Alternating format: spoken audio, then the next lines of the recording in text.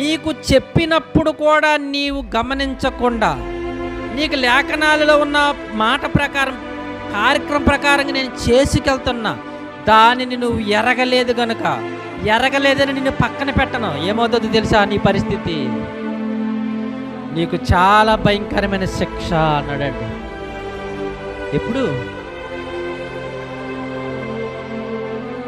నీకు తెలియకపోతే శిక్ష తక్కువే. ప్రభువు చెప్తాడు, ఎరగక తప్పు చేసిన కొన్ని దెబ్బలేనంట,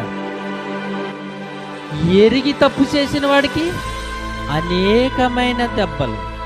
ఇప్పుడు ఎవరి గురించి ఏడుస్తున్నాడు ఆయన? అన్యజనుల గురించి ఏడుస్తలేదు, దేవుని తెలియని వారి గురించి ఏడుస్తలేదు. యెరూషలేమనగానే అది దేవుని మహారాజ పట్టణం,